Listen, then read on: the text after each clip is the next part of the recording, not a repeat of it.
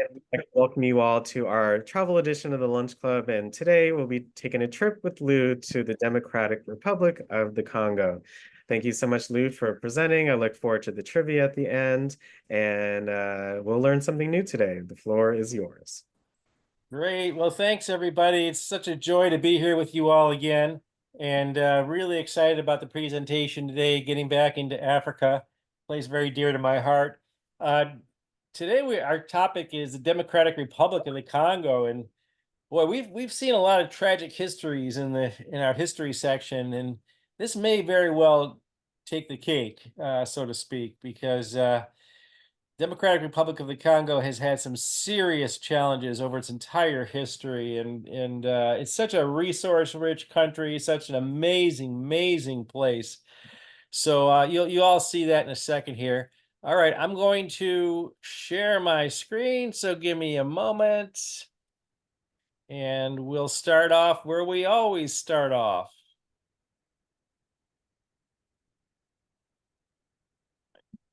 There we go. So we'll start off at the Department of Aging. Hopefully everybody sees this right here. Hey, you're good to go, Lou. Okay, good. And so we'll walk over to Union Station. And then, oh, I took, by the way, I took the Silver Line for the first time from Dulles Airport. It was actually really nice. Has anybody done that yet? It's beautiful. They did a great job. There was nobody there. I was like the only person in the whole, they spent $1 billion on that. I was the only person there. I know, Lou, it's beautiful. There's a The beautiful, silver line to dollars. I've tried it. oh my, isn't that gorgeous? Yes, it is. That's the best thing. But there's nobody there. I was I was the absolute only person there.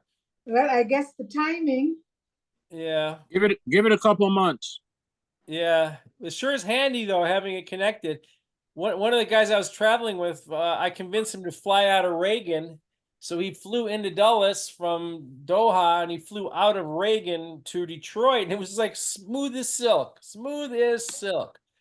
All right, so here we are going Dulles Airport, and we're going to take off. Now, how do we get to so the capital of DRC, Democratic Republic of Congo, is Kinshasa. Kinshasa. So which direction do we go? Anybody know? Gain some altitude. We go east. Yeah, probably go east. You know, it's sort of weird because the world is round, and a lot of these planes they go like way north. So I think because the world bulges in the center, but it's a little skinnier if you go around the top. So I think they actually go like northeast, and then they zip around here. They like typically go like way here. You almost see Greenland, but you just miss it. And then you go over here, and then there's not enough gas to get there. So typically you got to land in a European country, or you go to Turkey. Turkish Airlines flies there. But that's a little far east, isn't it? So Kinshasa's over here. So maybe it goes down like that. So then when you go over here to Kinshasa, so we're gonna land. Anybody see the DRC right here? It's a big old country, isn't it? And look at that. Look at that color. What color is that country? Look how green that country is. Isn't that beautiful? Look how green it is. Now, I have to use my old computer for a lot of reasons today, but what I want to point out is almost the entire country, which is massive, is jungle. Look at this, and a huge amount of it is like tropical rainforest. Look at this, and I don't know if you ever done this, maybe not, but sometimes I have used Google satellite view to try to find like remote villages and exotic animals. Like I go on a safari using because I've never been to Congo, but I know it's about one of the most remote places in the whole planet. So I'm going to go, here I are on satellite view. My computer locks up, unfortunately, when I go on satellite view. It's a crummy computer. Look at that dense forest. Oh, it locked up. Crummy computer. Crummy computer. But look how dense that forest is. You could actually zoom in and find like little villages in here. See that right there? This Kubukta? I mean, I think I could actually let me zoom out because it's actually a fun thing to do. My computer doesn't lock up if I zoom in on this view. I'm going to zoom into Kubukta. I mean, this is in the middle of nowhere. It's so far in the middle of nowhere. I'm lost in Google Maps. Okay, so here it is. Yeah, so it's not letting me go any farther. So here's Kabukta, and now I'm gonna go and look at that. Look right at that right there. And you can get into some of these areas here. You can find like herds of elephants and stuff. So if you ever want to like go on a safari, a virtual safari, go to the Congo. I mean, you can find the coolest things in there. And it's this giant country. It's massive. Look at that right there. All right, enough said. I mean, I found crocodiles. I found herds of elephants. I found these remote villages with, straw huts, straw houses and stuff. It's really quite amazing to go on a safari on your computer. All right, enough of that. So let's jump into a little bit of history here. I'm going to stop sharing. And let me queue up some history here. So give me a sec. I had to do it a little differently today. So my computer, my other computer is having some trouble. So I had to do it a different way today. So just give me a sec. All right, so we're going to first learn a little bit about the history of the Democratic Republic of Congo. As I mentioned, it has a very, very challenging history. Republic of the Congo, or DRC, or Congo, not the Republic of the Congo. That's a completely different country. Okay, I'll start it over here. And just a second, we'll share it. Okay, here we go, folks. The Congo, that's a completely different country. Let's be honest, today it's an awful country to live in. The average Congolese holds about $500 and over 75% live in poverty in a country of 90 million. But wait, the DRC is abundantly resource rich. They have so many minerals and so much space to become an agricultural beast. Why are they so poor? It's exploitation. The people of the Congo have been exploited ever since, well, ever. As we'll see, the Congo has had one of the most miserable histories on this planet. I'm gonna be honest, I didn't know whether to name this video The Miserable History, Life, or Economy of the Congo, but it doesn't matter because all of those are true and they're all related. How were these people exploited and why is the DRC so poor nowadays? Let's start off in the jungles of Central Africa on the rivers of the Congo. There is a pre-colonial kingdom called the Kingdom of Congo with a K. It lasted from around 1392 until 1862, almost 500 years of rule. If you think it was just the colonization of Africa that killed the Congo's chance of prosperity, you need to see this kingdom. The kings essentially made their fortunes out of taxing the ever-living souls out of their subjects. Any extra product the farmers or miners or builders or whatever made would be taxed for the king. The king upheld this by making a strong military force to fight neighboring tribes, but mainly to keep their population in check. The people of the Congo, like most others would, absolutely hated this, and moved out of the larger cities where the king had the most power. This made a massive rural population too decentralized to become any larger power than it was. The farmers now were mostly working for subsistence rather than trade, but wait, me as the king cannot make an absolute golden fortune if I do not have rich subjects to extract the wealth from.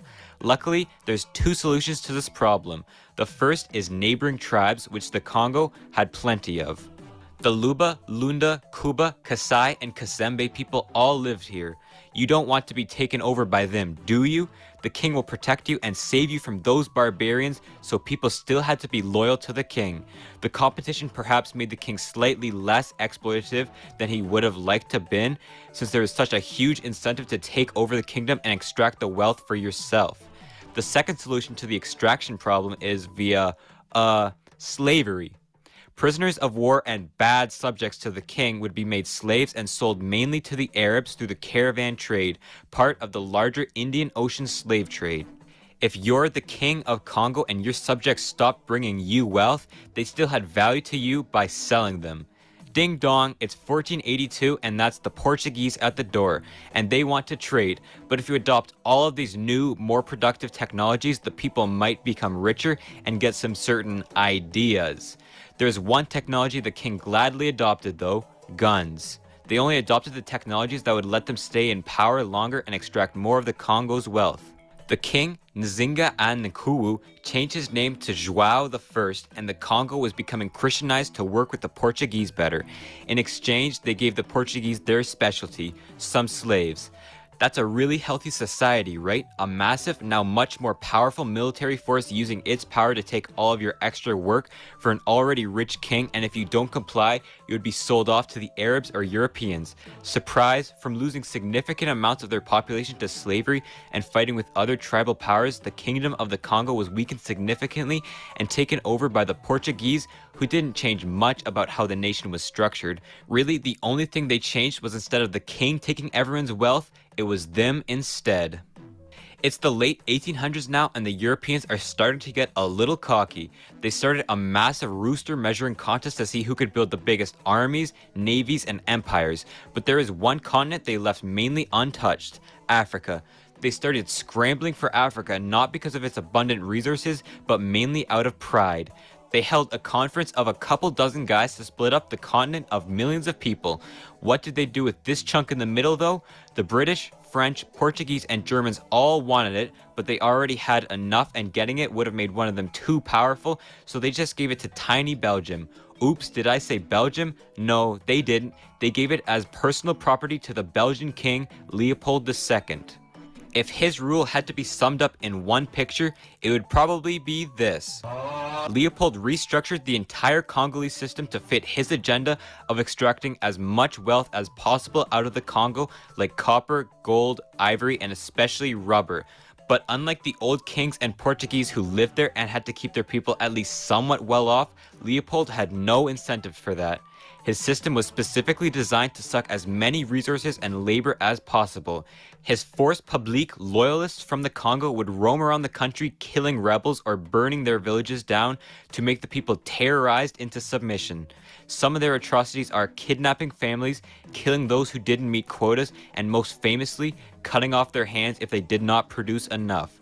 The people under this regime suffered, and even though it lasted only 23 years, it has defined the Congo ever since Leopold's rule.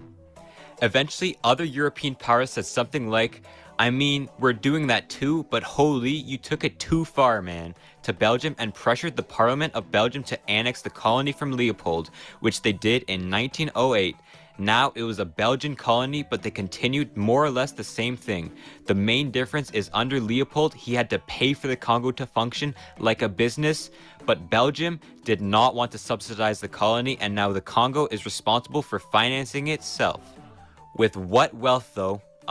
That's right, not much. As a result, most infrastructure and social services were not provided by the state, but by foreign companies trying to get some minerals and by Christian missionaries. Some remnants from Leopold's days stayed, like focusing on cash crops rather than food production for foreign investors and forcing everyone to work at least 60 days on the farm a year. Most of the work was done through mining monopolies set up in different provinces of the Congo, like the SGB and UMHK. These companies were there for their own profit rather than the prosperity of the nation. At least they're the main builders of roads and rail for the nation, as they needed them to ship their metals off for processing. The Belgians ran the country with the thought that Africans were children, stopping initiatives like schooling to let locals in the decision-making processes. As a result, the locals who eventually gained power were obviously pretty resentful of the Belgians and Western values in general, but there was still no political reform to get them into more authority. That didn't come until World War II, when after the Belgians were taken over by Germany, they realized that being conquered and subjugated was not that fun and liberalized the Congo a little bit. A middle class was formed called the Evalves, who weren't rich by our standards, but by 1950s Congolese standards were much better off than average. The Belgians also tried and failed to make the Congo more industrialized through cutting off imports they needed so that they would force a domestic industry. Yet the Congo was still a very raw material export-based economy run by Belgian experts. But when will they get independent? Hold on in a bit. The rise of the Alliance de Bakongo, or ABAKO for short, led to a much more nationalistic movement, particularly among the Evolves. ABAKO called for a much more centralized state run by the Congolese and the Belgians out. After some riots led by the Evolves in the late 50s, Belgium realized that they could not hold down the Congo anymore and let them go, with ABAKO taking control of the country in June 1960 and independence was given. After all of those years of hardship under a brutal king and then a brutal colonial regime, the Congo can finally start to grow, right? Not exactly. Remember that whole thing about Abaca wanting a highly centralized state? Well, the Congo was not meant for that. Its population was very rural and ethnically confused. Most regions could have acted like different countries if they wanted to. Plus, who will be the ones in charge of this new Congo? The people there have only seen how the elite use their power to get rich, and maybe they want to try a taste of that. So post-independence, there is massive instability and fighting for who gets to centralize this incredibly decentralized state. In addition, when the Belgians left, they brought their workers with them. Not a big deal, right? Well, it was, because the Belgians worked in the government. In fact, only 3 out of 5,000 government workers were Congolese. The rest were Belgian. And out of 20 million people in the Congo, the number who graduated from a university was 16? No, just 16. So when the Belgians left, they basically took the government and education with them. It's a miracle how the Congo even exists today. It almost collapsed right after independence through many coups, civil violence, and rebel groups calling for their own independence. But by 1965, power was consolidated through one man and his party, Mobutu Sese Seko. Mobutu did what all the other leaders of the Congo had done, extract the wealth. While the Congolese suffered, Mobutu was renting out private planes and buying castles on his trips to Europe. Any foreign company wanting to set up operations in the Congo had to give him, personally, a little slice of their income. He did this by nationalizing mining companies and using the import substitution industrialization the Belgians used, having massive control over the economy. Right after he took power, he radically changed the country in another way too. He started the Zairianization of the Congo. The Congo changed its name to Zaire. In fact, everyone had to change their name to African names away from French names. Zaire was a dictatorship based off of extraction for Mobutu and his friends' personal gain.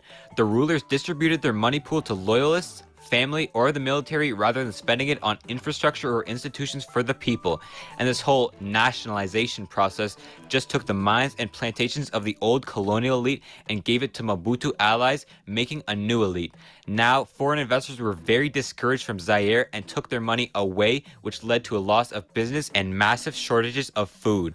Also, in 1974, when the price of copper, a key ingredient in the Zairean economy, collapsed, so did the economy, with purchasing power in 1979, only 4% of that in 1960.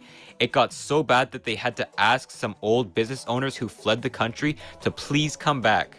By the 90s, GDP was still on the decline with awful infrastructure, corruption, no openness, and property rights not protected. In fact, per capita income halved between 1990 and 2000, and hyperinflation made $1 equal to 110 million Zairian Zaires. But this was likely due to the spillover of the Rwandan genocide into Zaire, causing rebels to get some ideas, leading to the First Congo War from 1996 to 1997. The Second Congo War started a year later, this time with the entire country involved, as a result of the broken economy and society formed under Zairean rule. It involved tons of foreign African countries funding different rebel groups and was essentially just decentralized chaos throughout the entire nation.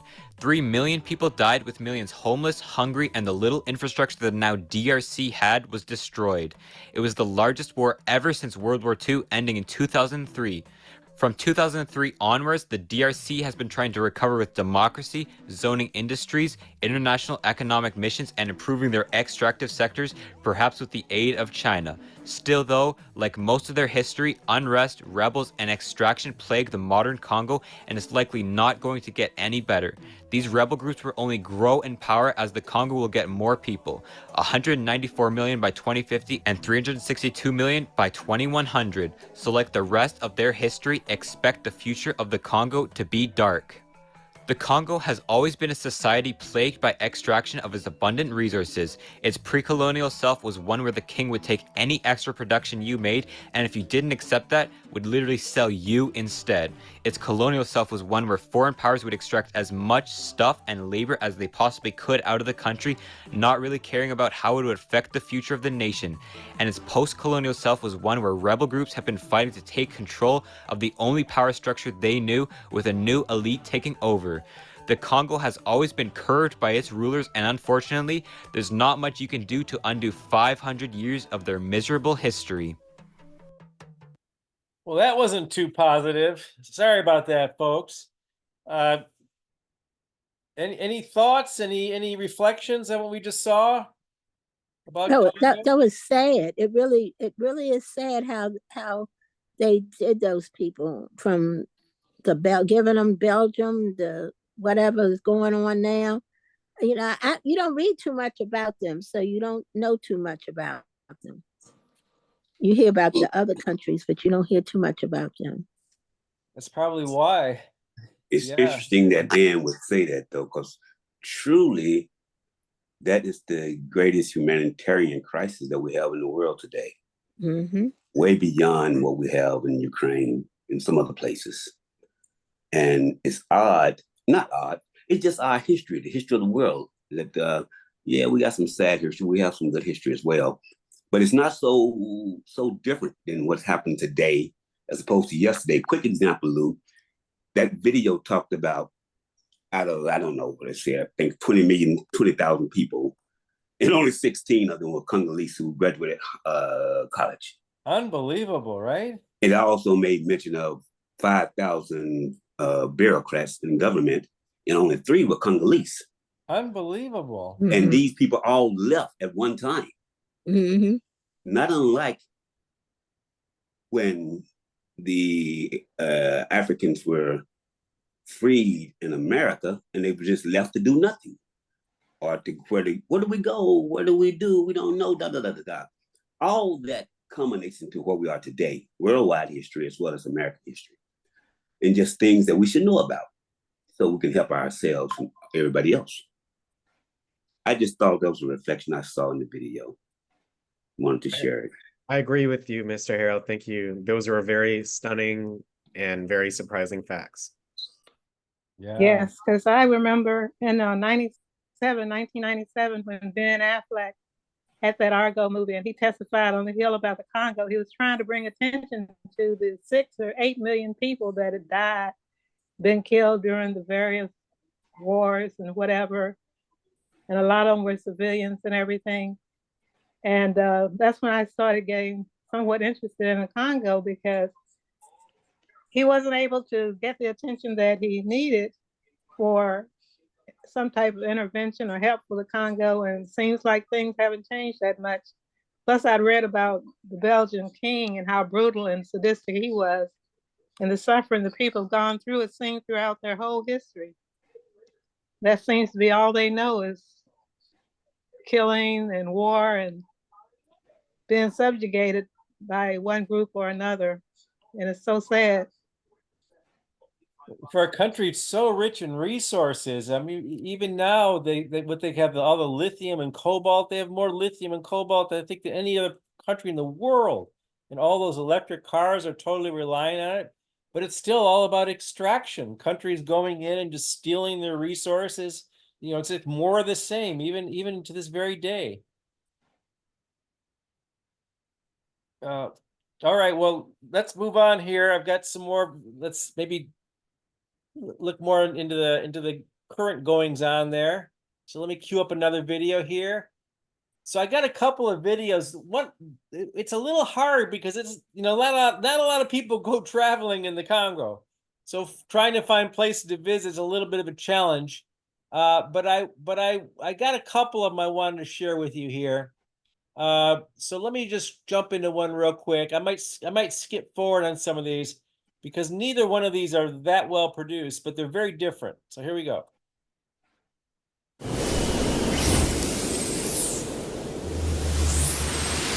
Ten best places to visit in the Democratic Republic of Congo. Hello, Disparers. Welcome back to another informative video presented to you by The Explorer, and thanks for watching. In this video, we shall be taking a cruise to Central Africa, and we shall be shining the light on the 10 best places to visit in the Democratic Republic of Congo. The Democratic Republic of Congo, DRC, is a country in Central Africa, which by area is the largest country in sub-Saharan Africa, the second largest in all of Africa after Algeria, and the 11th largest in the world. With a population of around 105 million, the Democratic Republic of the Congo is also the most populous officially francophone country in the world, as well as the fourth most popular country in Africa after Nigeria, Ethiopia, and Egypt. Even though the country has been the scene of an ongoing military conflict in Kivu since 2015, it still holds some of the best tourist scenarios on the continent. If you are new here, welcome. Be sure to subscribe and turn notifications so you don't miss any of our videos. With a magic wilderness, numerous UNESCO-designated national parks, active volcanoes, raging rivers, and all the wildlife you'd expect of Africa, the DRC is the literal and figurative heart of Africa, holding some of the best spots to visit.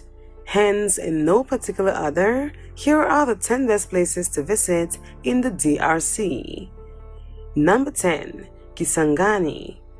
Kisangani, formerly Stanleyville, is the third largest city in the DRC and the only one that lies completely within the tropical forest.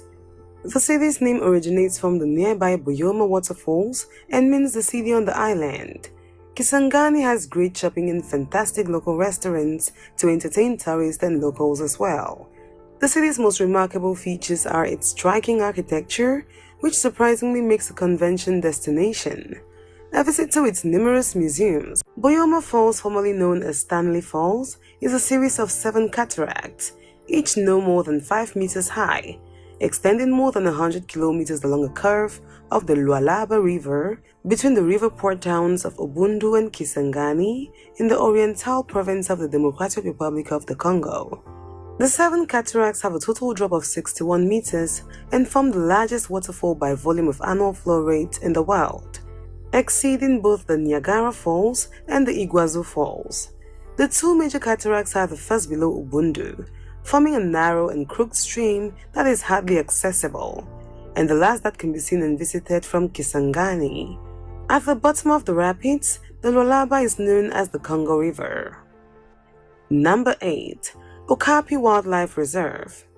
The Okapi Wildlife Reserve is a World Heritage Site in the Ituri province in the northeast of the Democratic Republic of the Congo, near the borders with South Sudan and Uganda. At approximately 14,000 kilometers square, it covers approximately 1/5 of the area of the forest. As its name implies, the Okapi Wildlife Reserve is home to many of the endangered okapis, holding 1/6 of the world's population of the beautiful animals.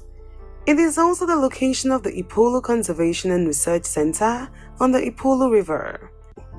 Lake Kivu is one of the African Great Lakes which lies on the border between the Democratic Republic of Congo and Rwanda, and is in the Albertine Rift, the western branch of the East African Rift. The lake, which empties into the Ruzizi River, is approximately 90 kilometers long and 50 kilometers at its widest. Its irregular shape makes measuring its precise surface area difficult, but it has been estimated to cover a total surface area of some 2,700 kilometers square. Number 6. Garamba National Park. Established since 1938, Garamba National Park is a nearly 5,200 kilometers square national park in northeastern Democratic Republic of the Congo, which is among Africa's oldest parks, designated a World Heritage Site by UNESCO. It borders South Sudan and lies in the transition zone between 2 centers of endemism. The Sudano-Guinean Savannah Zone, managed by African Parks in partnership with the Institut Congolais pour la Conservation de la Nature, ICCN, since 2005. ICCN Rangers and augmented with soldiers of the Armed Forces of the Democratic Republic of the Congo work to protect Garamba from poachers and rebel groups. This national park is filled with unending grasslands and savannas inhabited by elephants, giraffes, hippos, black rhinos, and white rhinos. Garamba National Park is an amazing sanctuary for several endangered species and rare large animals sharing the same space. Number 5. Virunga National Park. Located along the borders of Rwanda and Uganda, Virunga National Park is a designated UNESCO World Heritage Site and the country's oldest national park with the most biological diversity. You will find lava plains, savannas, forests, valleys, active volcanoes, swamps, and even glacier peaks in the Rwenzori Mountains. Roughly 25% of endangered mountain gorillas call the park home. And Virunga is the only park to have 3 of the 4 great apes in one place. The okapi, an endangered species that looks like a cross between a giraffe and a zebra, also makes the park their home, as well as hippos, lions, elephants, and a number of rare and exotic birds. The park has 3 distinct areas, all worth a visit: the Rwenzori Mountains, Lake Edward area, and the Mikeno Volcano area. Number 4. Nyiragongo Volcano. Some tourists are just adrenaline junkies, and if you're one of such, then we found the best spot for you in the DRC, the Nyiragongo Volcano. The skyline of Goma in the DRC is dominated by Nyiragongo, an unbelievably over 300 meters volcano which last erupted in 2011, destroying up to 15% of the surrounding land and leaving over 120,000 homeless. Erupting 34 times in the last 130 years, Nyiragongo is located at the junction where the African tectonic plate is breaking. The landscape around Goma is striking, with black solidified lava, so white that the place looks like an above-ground coal mine. There is an active lava lake inside the crater, which can sometimes be visited. The area has recovered nicely from the last blast, and you'll find plenty of new shops and markets to discover. Number 3. Kahuzi-Biega National Park.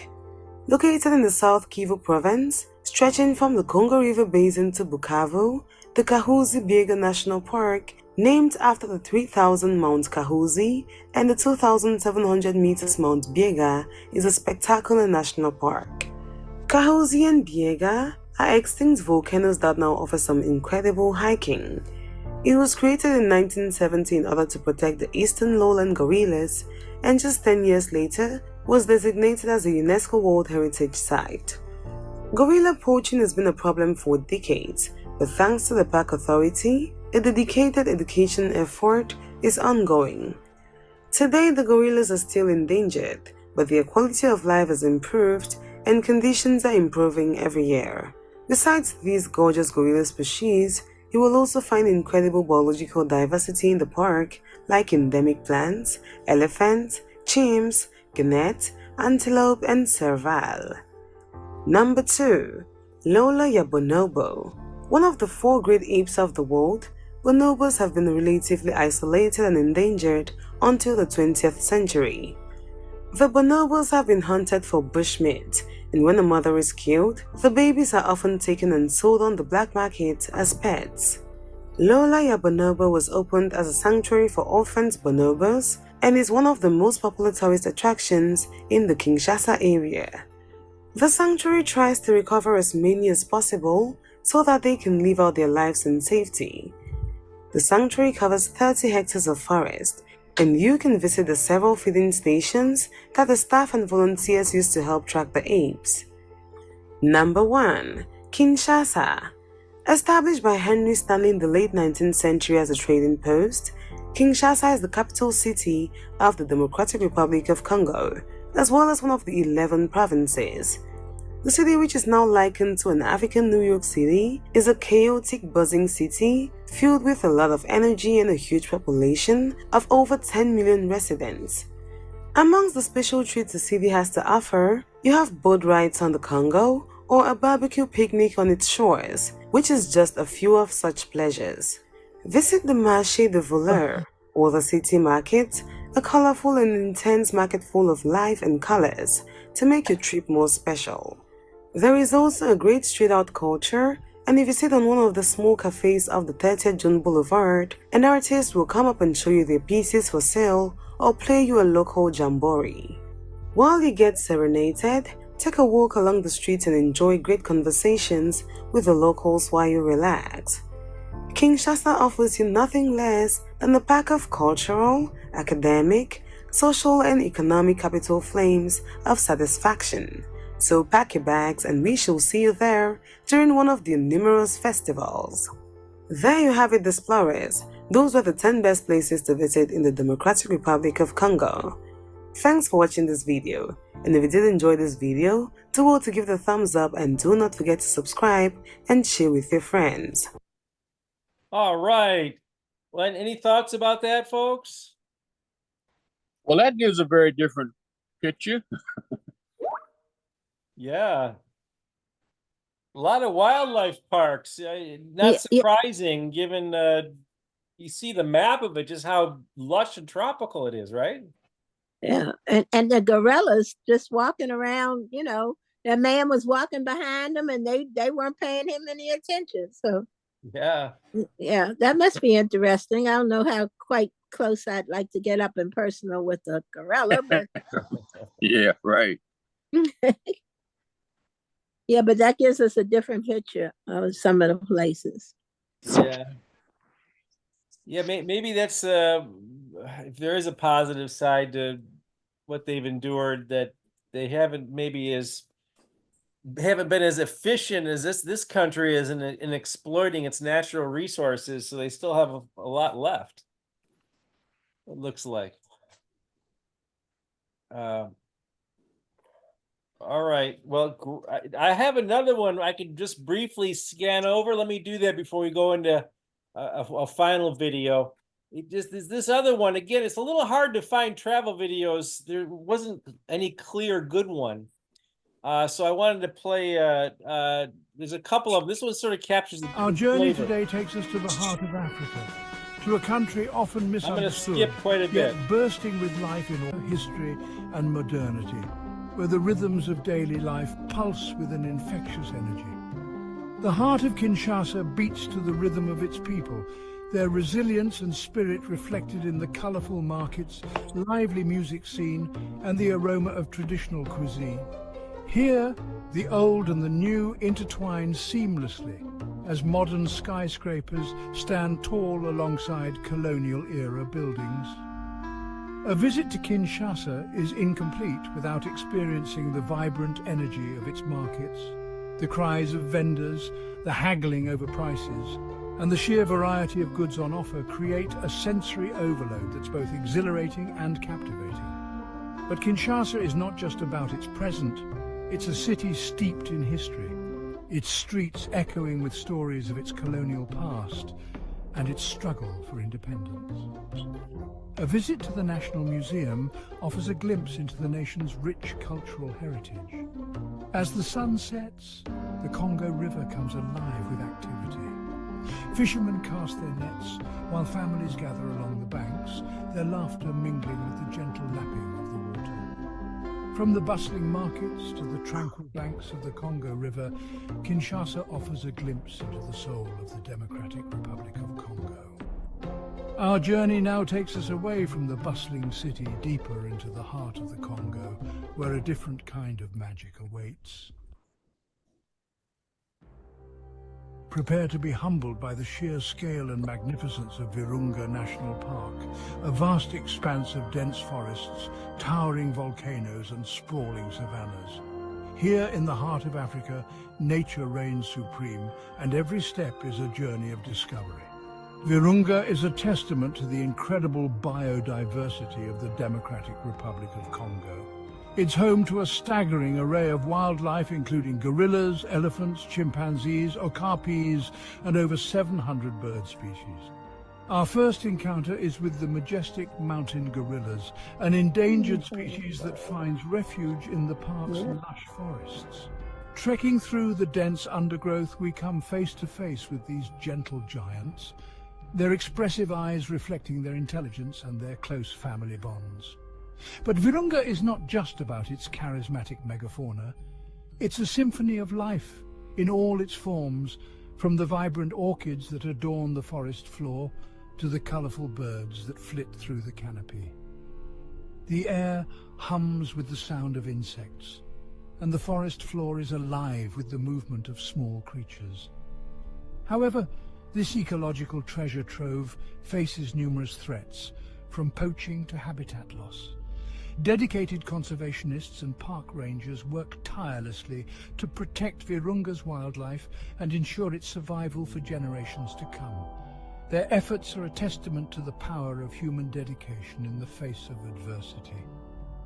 As we leave Virunga National Park, we carry with us a profound respect for the delicate balance of nature and the importance of conservation efforts.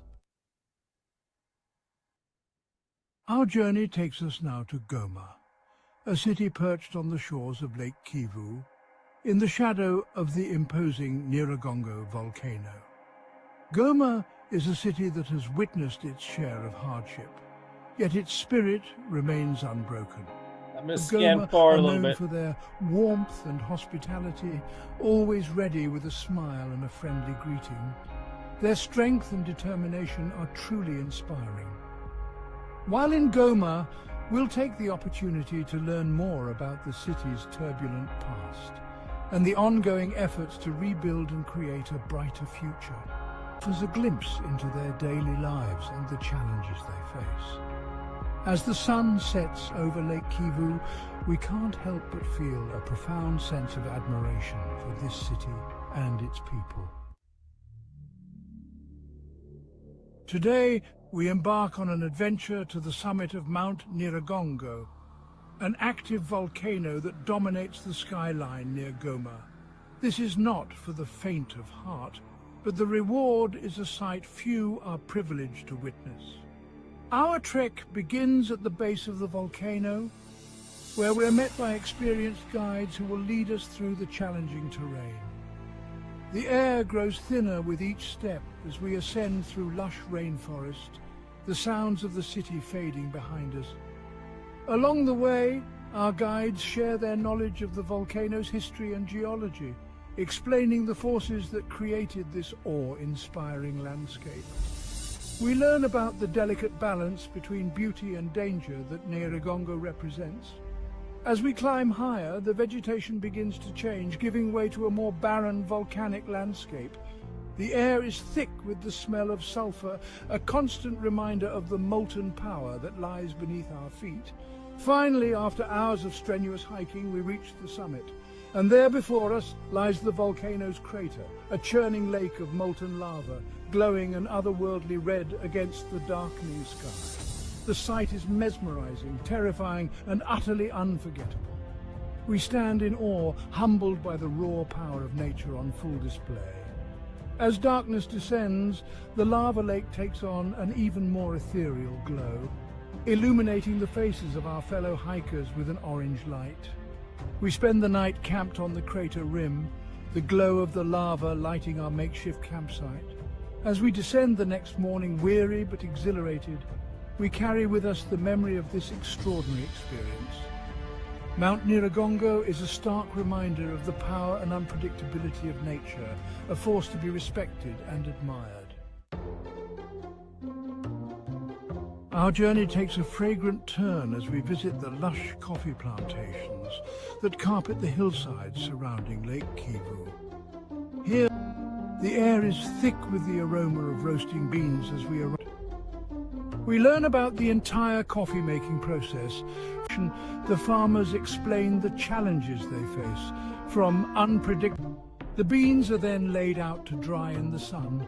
The aroma is intoxicating, a sensory experience that speaks its rich, full-bodied flavor, unlike anything we've tasted before. Go to the heart of Virunga National Park.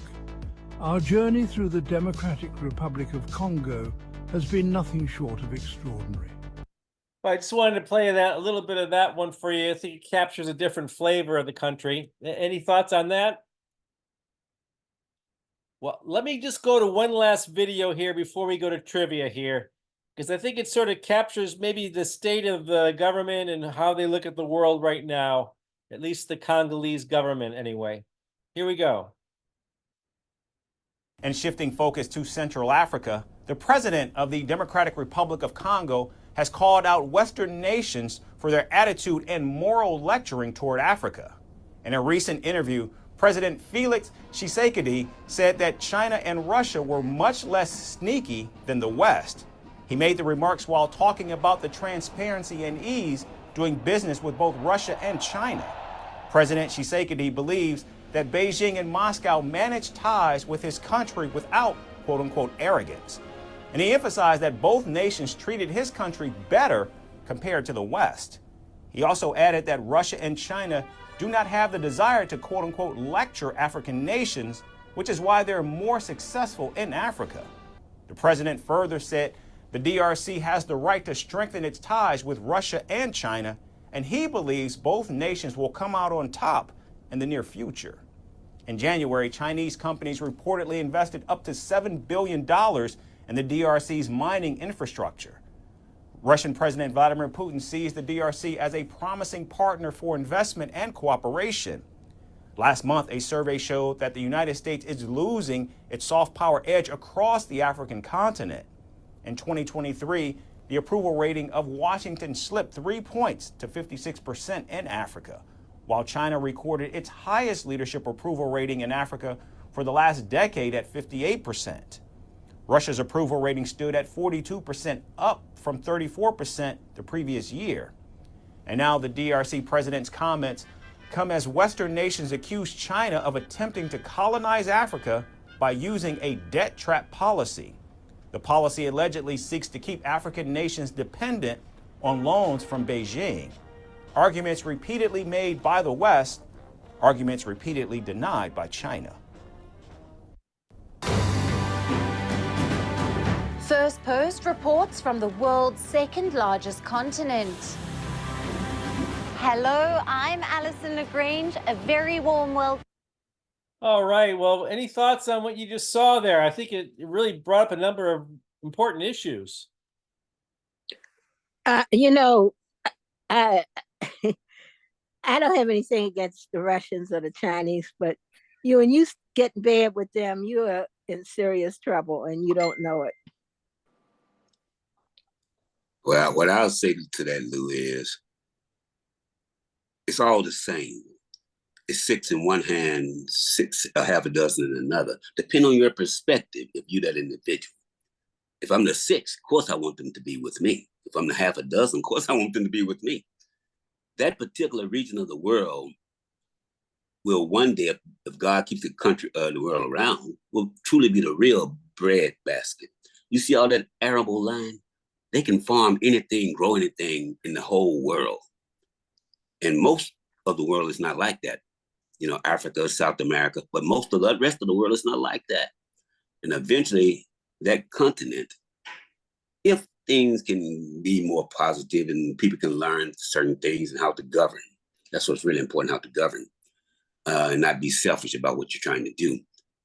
So whether it's China, Russia, even though I do detest that the new, as I call it, the new colonialism is sucking you in, it's no different than sharecropping because you can never pay that money back.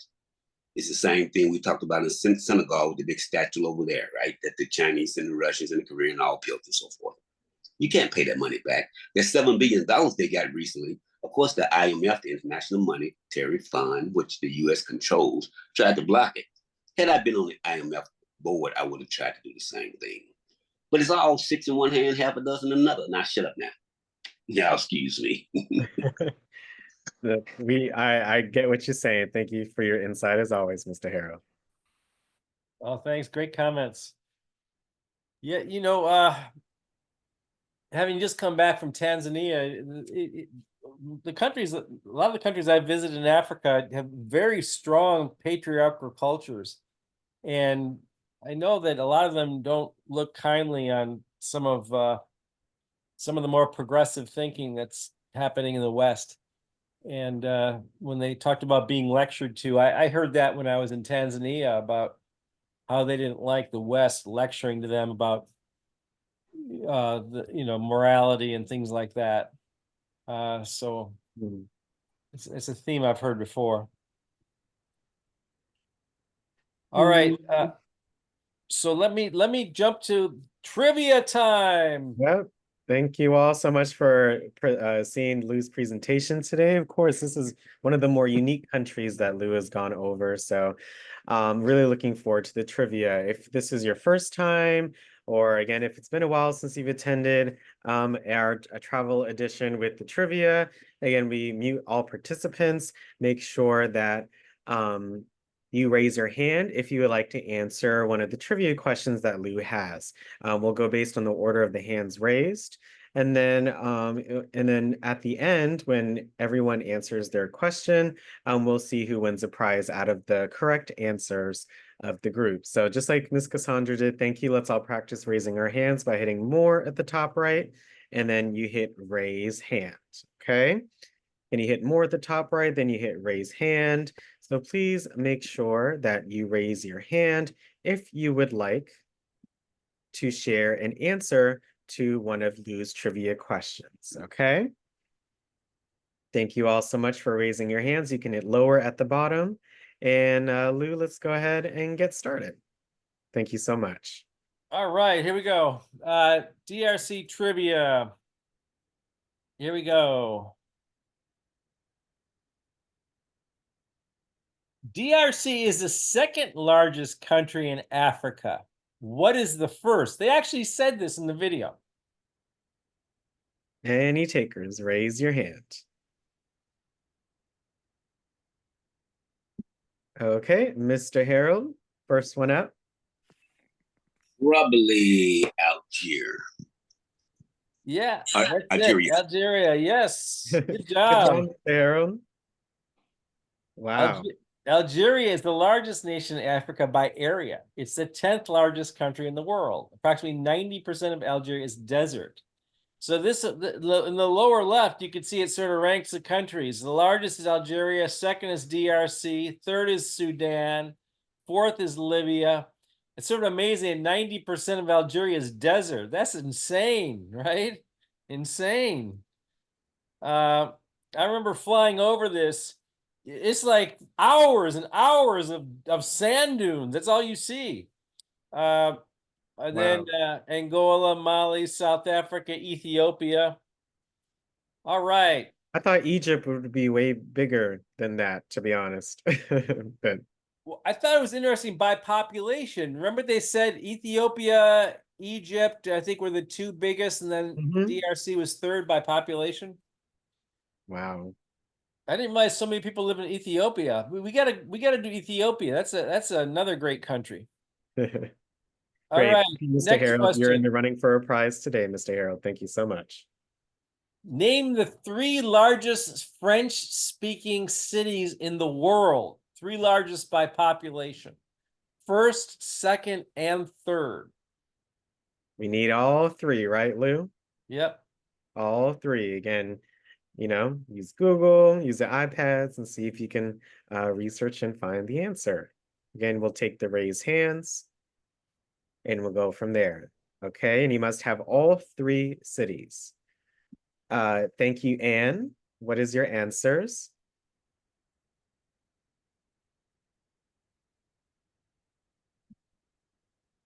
Anne, are you there?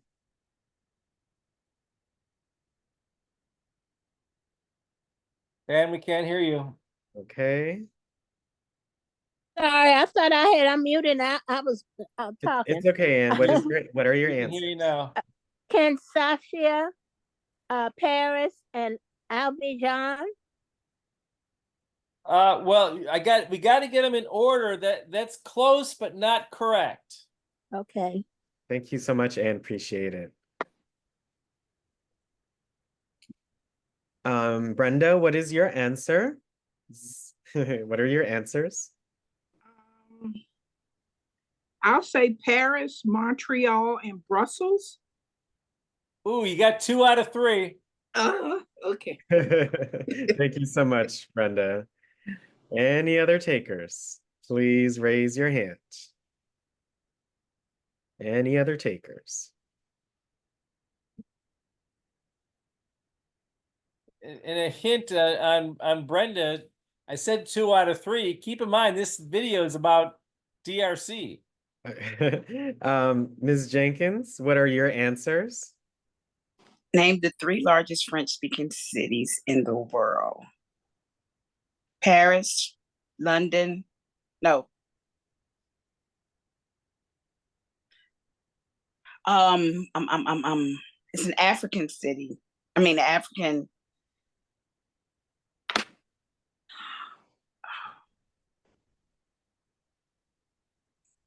Gotta have all three, Ms. Jenkins. Okay, I'm sorry. It's okay, but thank you so much. We really appreciate it.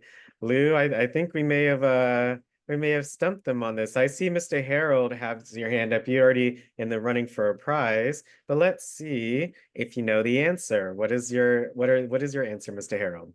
Only because you got to stay with the creme de la creme now. And this group is the creme de la creme. I'm going to say Paris, Montreal, and Kinshasa. All right. Oh, good job, Mr. Harold. Thank you so much. Number one is Wow. Paris. Number two is Kinshasa. Number three is Montreal. It's interesting that are all on different continents. Wow, you're right about that. Well, let's give Harold double duty on that one, okay, Alex? Okay, his name will be twice in the wheel. So thank you. All right, next one. Here we go. What percentage of Congolese households have access to electricity? Wow, and very interesting question. I'm dying to know the answer. What do you all think? Please raise your hand in Zoom if you would like to answer. Any takers? I'll give you a hint. It's a round number. It's it's a round number. Okay, second time's the charm, Brenda. What is your answer? I'd say less than 10%. I'll give it to you. 10%. That's it. 10%. Okay. Good job. Thank you, Brenda. Good job. That's wow. I can't. If only 10% of the people in the U.S. had electricity, that would be awful. Yeah, that would be awful, wouldn't it? Yeah, terrible. Just think when power goes out. Oh my gosh. We're very blessed. All right, we're getting down to the nitty gritty here. Here we go. Good job. Thank Next you, Brenda. one. What famous NBA player was born in DRC? Famous NBA player. Any takers, please raise your hand. He was an NBA All-Star. Oh, these are some great questions, Lou. NBA All-Star. Okay, Miss Braxton, what is your answer? You got to unmute yourself, Miss. You all have to unmute in order to be heard. Bolt. Insane Bolt or something like that. You say, well, he was a runner from Jamaica, but that's a good guess. Thank you, Miss Braxton. Appreciate it. Again, famous NBA player born in the DRC. Anne is next up. What is your answer? I had three of them, but I'm going to go with the Kimbi Mutuma. Yay! Woo! Good job, man. Houston Rockets. All right. I know I butchered that poor man's name. I'm so sorry. It's okay, Anne. Good job. Thank you so much. All right, here we go. Getting down to the nitty gritty. Here we go. The greatest sporting event in the history of the world took place in the Democratic Republic of the Congo. What was it? Oh wow, Brenda, you raised your hand so fast. What is the answer? What is it? I know you got it. Soccer. What was it? It's a guess. Which one? I said soccer. No. This is a single sporting event that took place. Okay, thank you. Thanks, Brenda. Appreciate it. Good guess. Thank you. Let's see. Geraldine, what is your answer? Yes, and was it boxing? What was the event? No, that's a sport, but what was the event? Yeah, we need the event's name. It's a single event. What was the event? Something in Zaire. I don't know the event. Okay, thank you so much, Geraldine. Appreciate it. Again, you must have the name in You're order. close. Yeah, but you're very close. Thank you. Cassandra, what is your answer? Is it the Rumble in the Jungle? Oh, good job, Cassandra. That's it. That's it. Yeah. Good job, Cassandra. Thank you so much. Thank you. All right, last question. Here we go. Here we go. Here we go. You ready? Last question. Who won and in what round? Oh, for the previous question, right? Yep. Okay. So who are those two guys? Who won and in what round? Wow, two-parter today. That's a good question.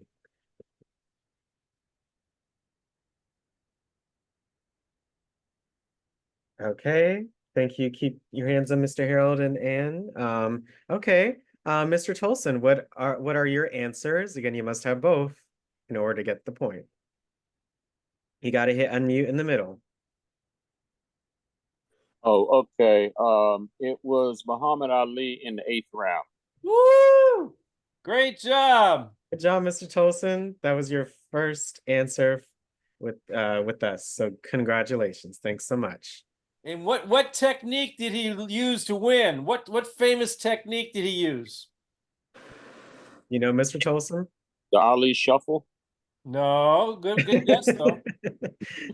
He used a famous technique never before seen ever in the history of the world. He used this technique. What was it? What was it? Oh, what was it, Mr. Harold? Do you know? The Rumble in the Jungle. I mean, the rope-a-dope, baby. The Rope-a-dope, right? Rope-a-dope. Oh, wow. You all got each question correct. Congratulations. Good job, Creme you de la all. creme, creme de la creme. It was viewed by 1 billion people worldwide. 1 billion people watched that fight. Thank you so much all for answering those questions today. All right, Alex, take us home. Yeah, so as always with our winners, we have a wheel where one of you all will win an iPad accessory today as a result of answering at least one of these questions. So Harold's on twice, Miss Brenda, we have Anne, we have Cassandra, and Mr. Raymond that answered a question correctly today. So again, thank you all so much for participating. I hope you learned something new. And let's see who wins a prize today.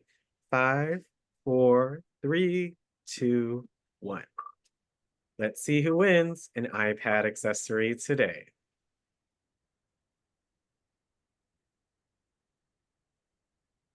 And it looks like it's Mr. Harold. So again, congratulations, Congratulations. Harold. Thank you so much for participating today.